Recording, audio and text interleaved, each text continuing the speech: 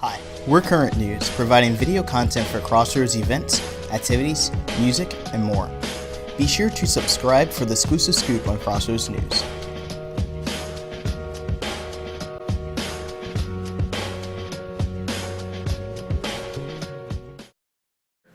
Terry Lee Watkins, Jr.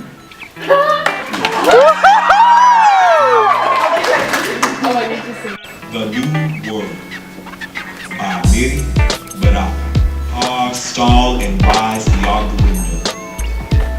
The workmen leave the street to the bums and painters' wives pushing their babies home. My name is Terry Lee Watkins Jr. I am an 11th grader at Crossroads College Preparatory School, and I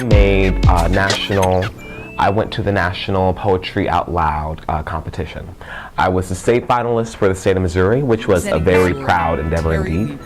And I enjoyed being there.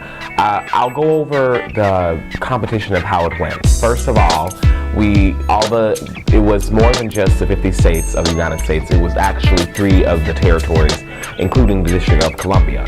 So it was U.S. Virgin Islands, Puerto Rico, and then they included the District of Columbia.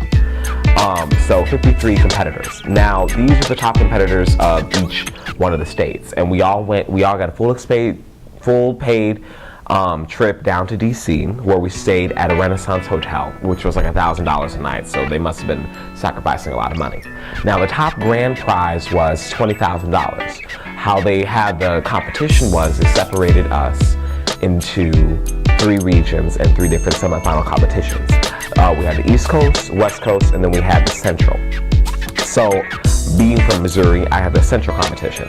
What they did was we had about 18 contestants, and we all said our poems.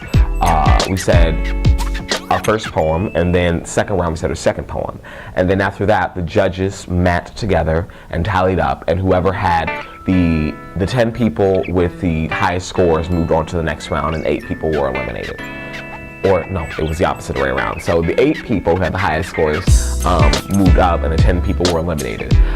Unfortunately, I was not a part of that top 8, but even so, I still had a wonderful time after that, meeting everyone.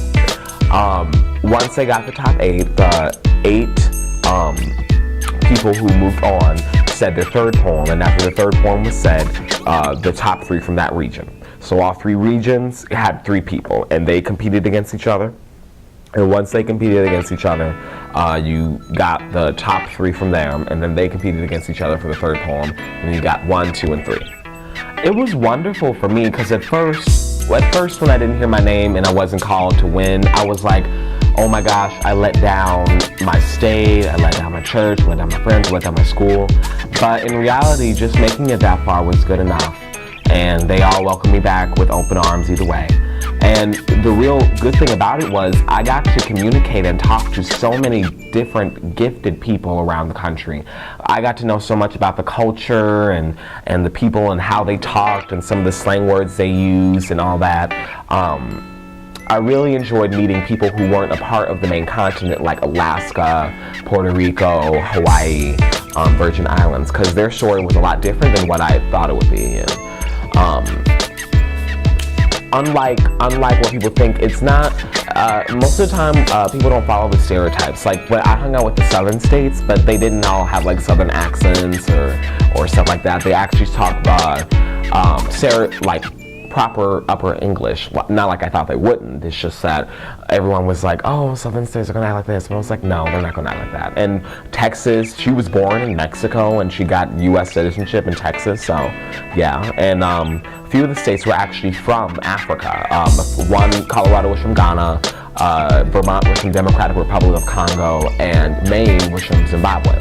Of course, they grew up in the United States, but they each had their own respective languages and whatnot. And New York was from Taiwan. But, you know, it was just a wonderful experience because I got to get to know these people. I got to know them. And I really hope I get to do it again next year.